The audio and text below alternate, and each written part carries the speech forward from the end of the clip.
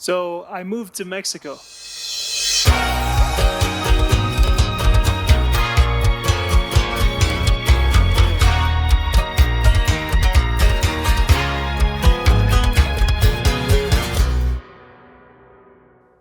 And since I left the United States, I've been asking myself, am I running away from a bad situation, or am I running towards something better? I want to tell you about my reasons for moving here, but first, let me start at the beginning. My move started frantically on a cold, dark morning in Cleveland, Ohio. My girlfriend and I had a 5:30 a.m. flight to Cancun, and the Lyft driver arrived 20 minutes late to my parents' house, which made us late for our bag check. Normally this would have ruined our entire trip, but to our joyous surprise, the agent at the desk let us cut the line and sent us on our way. So we ended up making our early flight and began our journey with a flight to Denver, Colorado to get our connecting flight to Cancun. So I mentioned that question I've been asking myself. If I'm running away from a bad situation or if I'm running towards something better. Let me explain that a little bit. As Americans, at a young age, we're presented with a certain point of view about the United States. Basically, we're the best. As kids, we stand up every day in school and pledge our allegiance to our country. We're taught that every other country wants to be us, and those that don't, well, those are the bad guys. I remember feeling extremely lucky to have been born in the United States. Growing up, I could have been considered the all-American type. I came from a middle-class family with a house in the suburbs. I played American football. I watched American movies, and I listened to American music. I felt pretty strongly connected to my American identity. It wasn't until I grew up and started to learn more about the world around me that my perspective started to change. I was fortunate enough to be in a position where I could go to college after high school. And within this new environment, I was exposed to new perspectives and experiences I had never had before. I chose to study journalism, so I started to keep up with the news. And my sophomore year was the 2016 presidential election, and I could vote for the first time, so I started paying attention to politics. When Mexico sends its people, they're not sending their best. I mean, I was an adult, and I was expected to know about these things. Even though before then, all I ever really knew about politics was that everyone was always mad at the president. So what if the guy threw a shoe at me? I did not have sexual relations with that woman. Yes, in fact, I was born in Hawaii. I also studied a Spanish minor, which led me to studying abroad in Ecuador the summer before my junior year. This was my first time living in another country. My host family was instructed not to speak any English to me, so I was in an entirely new environment using a language that I had very little ability to use. And it was from this new cultural experience that I learned the United States isn't the center of the world like I had thought growing up. There's movies, music, TV shows, celebrities, entirely different points of view that we have no idea about in America. And that, for example, we call our country America, and we call ourselves Americans, yet America runs all the way from the top of Canada to the bottom of Chile and Argentina in South America. So technically everyone living between those 2 points are Americans.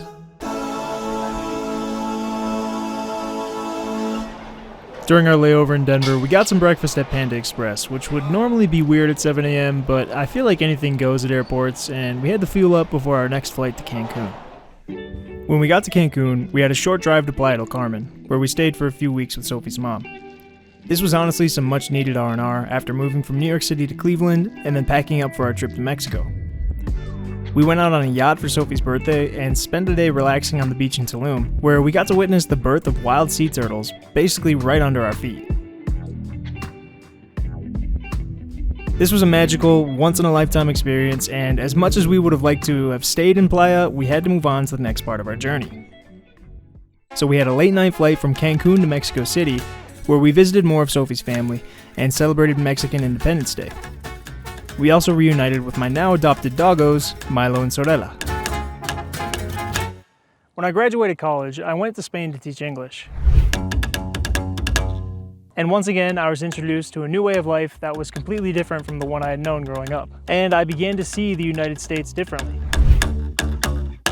I mean, it's no secret I love Spain. I talk about it all the time on this channel. And it was in Spain that I feel like I really found myself. But the reason Spain resonated with me so much was because I resonated with the culture. There's certain things they do in Spain and Europe that just make sense to me. Things that we don't do in the United States. Like building work around your life and not the other way around. Like building cities with people and community in mind and not just cars and consumerism, or holidays with deeply rooted cultural significance that don't have anything to do with shopping, and getting people their basic needs as a right and not a privilege. In Spain, I was just a part-time worker, but I had free healthcare. Despite a part-time salary, I had enough money to live alone, and I could travel as well. I didn't own a car the whole time that I lived in Spain because I didn't need one. I could walk everywhere I needed to go, or I had great access to trains and public transportation. I lived in Spain throughout the coronavirus pandemic, and we all know what the United States was like during that time. We're going to begin here with the outbreak of a mystery virus in China. A Washington state resident fell ill after returning from Wuhan, China. And the coronavirus officially now has a new name. It is COVID-19. More than 24,000. 1 million. 25 million cases. Comes from China. This is going to get worse before it gets better. Si quieren saber quién es su nombre, no les diré. All across America, the death of George Floyd has touched a very, very raw nerve. A moment, perhaps, for a president to call for calm and unity, you might think. Proud boys, stand back and stand by. Will you shut up, man?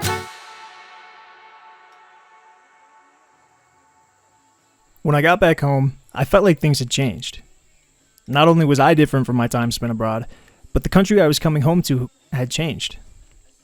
Everyone was always mad at the president when I was a kid, but the division within the country was palpable. Like, I felt like I could feel the tension just walking down the street when something like wearing a mask because you didn't want to get sick became a political statement, or supporting your family member who was a police officer became a political statement. And then I entered the working world, and I experienced the toxic work culture in the United States, where you're given only 2 out of the 52 weeks of the year to not be working, where you have to compete for a job that doesn't pay you enough to get by, where if you don't work, you won't have health insurance, and if you get sick or get into an accident, you could end up in debt for the rest of your life. You might say I sound like an entitled young person and that I don't appreciate the privileges that I have as an American, but I think we've all seen that graph at this point that shows how productivity has gone up this way and wages have stayed the same. And while corporations are recording record profits year after year, the average American is struggling to get by. I mean, my parents owned a home in their 20s. I'm 26, and I feel decades away from even coming close to owning a home. And if you go on social media or if you go watch the news, you're hit from every angle with opposing, polarizing viewpoints that just drive us further apart and leave no room for nuance.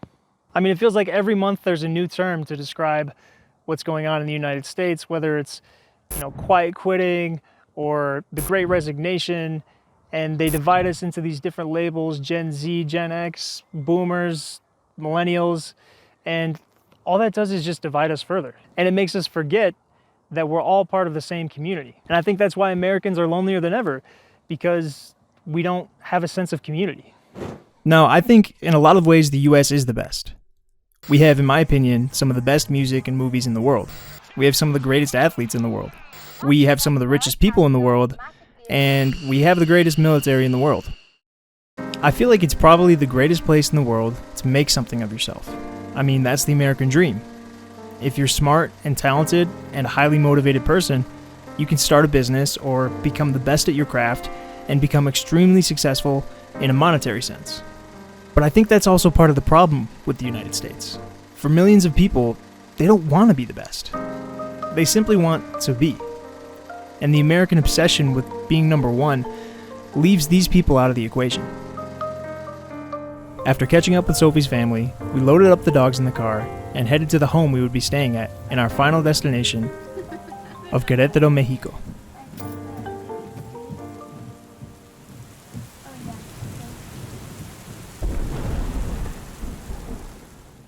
So to answer the question of if I'm running away from a bad situation or running towards something better, I think the answer is both. It's not a profound statement to say that times are tough in the United States right now. A lot of people are struggling, and there's a lot of uncertainty about the future. That being said, I'm not ready to renounce my American citizenship today. I am optimistic about the future, and I think that younger generations will be able to find solutions to the problems that we're facing right now. But at the same time, I had the opportunity to come here to Mexico and start building a life with my girlfriend Sophie. Because of the visa situation and remote work, it made a lot more sense for me to come here than for her to go to the United States. So I'm really excited for this opportunity ahead of me, and not only to build a life with Sophie, but also to integrate myself into a new culture. I mean, that's what I live for. Ever since my first time abroad, I fell in love with learning about new cultures and not only visiting other countries, but experiencing how people live in that country. I feel that every time I have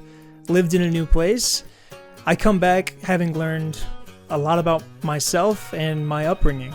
So that was the point of this video, to talk about my reasons for coming here to Mexico and the changes in perspective that I've had since I've lived abroad.